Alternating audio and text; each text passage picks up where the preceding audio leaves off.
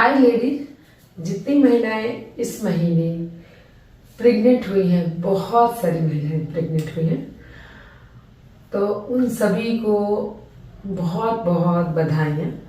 पर प्रेगनेंसी के साथ साथ आपको गॉड गिफ्ट मिलने वाला है स्ट्रेच मार्क्स, जो आपके एब्डोमेन पे टैटू की तरह होने वाला है। वैसे तो ये स्ट्रेच मार्क कुछ महिलाओं के लिए गौरव की निशानी है, उनके स्त्रीपन की निशानी है, उनके मातृत्व की निशानी है, और वो इसे बिल्कुल सम्मान के साथ, गौरव के साथ, गर्व के साथ इसको धारण करना चाहती। पर हमारी कुछ बहनें, सहेलियां, बच्चियां जो वेस्टर्न ड्रेसेस पहनना चाहती हैं, 2 पीस, 1 पीस, 3 पीस, वो अगर स्ट्रेच मार्क्स ना चाहें तो उनके लिए हम लोग क्या कुछ कर सकते हैं, इसी विषय को ध्यान में रखते हुए मैं डॉक्टर संगीता चौधरी, स्त्री प्रसूति एवं बांझपन रोग विशेषज्ञ, आज का यह वीडियो बना रही हूँ। तो हम लोग चर्चा कर रहे थे कि प्रेगनेंसी के दौरान होने वाले स्ट्रेच मार्क्स की, तो इसको 2 पार्ट में हम लोग डिवाइड करते हैं। क्या इसकी रोकथाम हो सकती है, दूसरा भाग क्या इसका इलाज संभव है।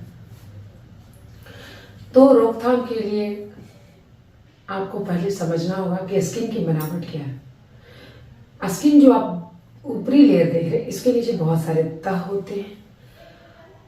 ये एपिडर्मिस का लेयर है, इसके नीचे जो डर्मिस लेयर होता है उसमें कोलाजन और इलास्टिन फाइबर्स होते हैं। जैसे जैसे आपका बेबी बम्प निकलता है और आपका स्किन स्ट्रेच होता है, वैसे वैसे अंदर का जो इलास्टिसिटी है वो किसी रबड़ को की तरह फैलता जाता है। अब आप इमेजिन कीजिए कि किसी भी रबड़ को तान कर आप कितना दूर तक ले जा सकते हैं। एक पॉइंट आता है जहाँ पे वो रबड़ टूट जाता है। इलास्टिन फाइबर और कोलाजन फाइबर भी इसी तरह से अंदर अंदर टूट जाते हैं। और आपको क्या लगता है कि आपने प्रेगनेंसी के दौरान जो खुजली कर दिया, इसके कारण आपको स्ट्रेच मार्क्स आ गए। तो आज के बाद आप खुद को इल्जाम देना बंद करें, क्योंकि आप चाहकर भी इसे नहीं रोक सकते थे। आप उसको कम कर जरूर सकते थे। कैसे?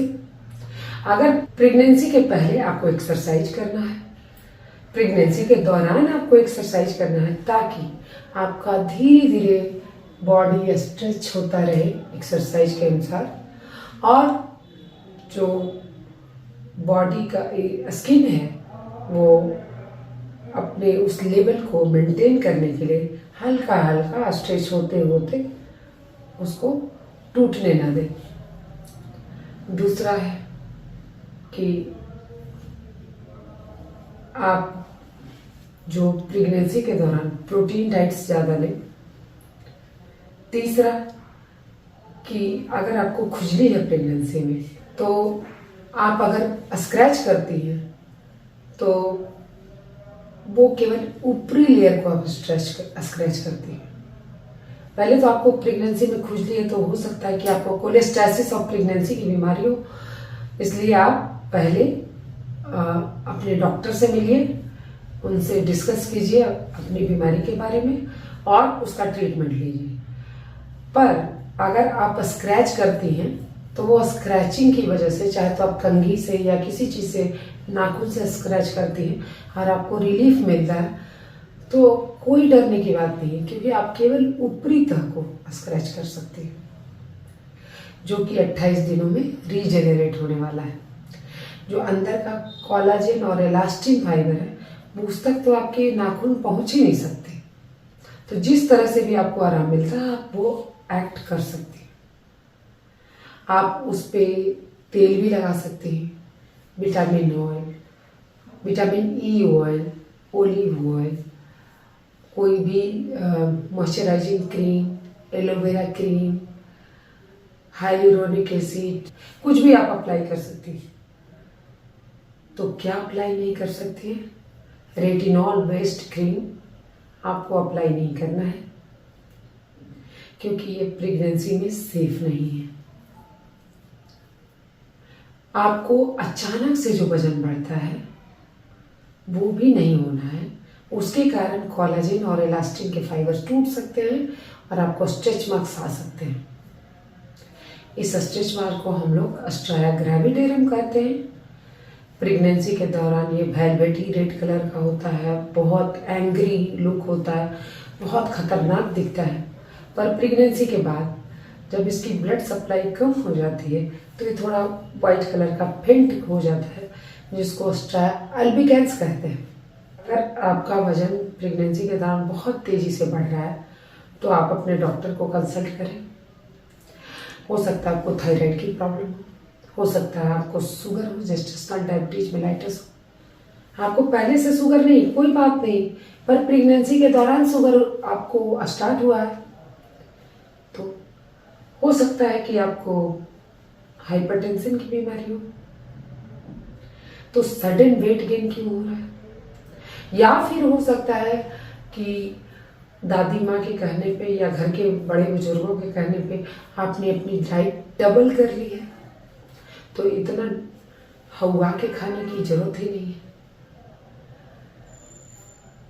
अगर आपका प्रेगनेंसी में वजन बढ़ रहा है तो आपको अपने डॉक्टर से मिलकर थायराइड, शुगर और बीपी का चेकअप तो कराना ही है और रेगुलर इंटरवल पे कराना है और अपनी प्रेगनेंसी को की पेस में रखते हुए धीरे धीरे वेट गेन करना है। इससे आपको स्ट्रेच मार्क्स कम आने के चांसेस है। अब अगर स्ट्रेच मार्क्स आ ही गए हैं तो अब क्या किया जाए? अब आप अपने स्किन के डॉक्टर से कंसल्ट करके बहुत तरह की ट्रीटमेंट ले सकते हैं।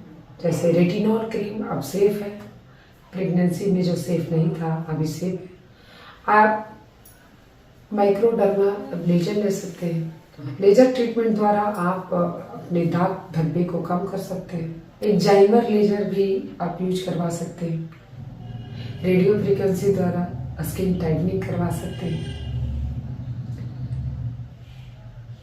और जैसा कि पुरानी कहावत है कि आपको जो भी स्किन मिला है आप उस पर खुश रहें, क्योंकि ये सब जो बुढ़ापे में झुर्रियाँ आती हैं और जो प्रेगनेंसी में दाग आते हैं ये अच्छे होते हैं और इसको अच्छा मानकर खुश रहें, खुद को तकलीफ में ना रखें। और मैं आपके पतियों से भी अनुरोध करती हूँ कि कृपया अपनी पत्नी को हीन भावना से ना देखें और हिकारत या नफरत की दृष्टि से ना देखें। उसे प्रेशराइज ना करें कि पहले की तरह बॉडी अचीव करने के लिए कि उसने आपको बहुत अच्छा गिफ्ट दिया है या देने वाली है जो बाजार में खरीदने से नहीं मिलता है।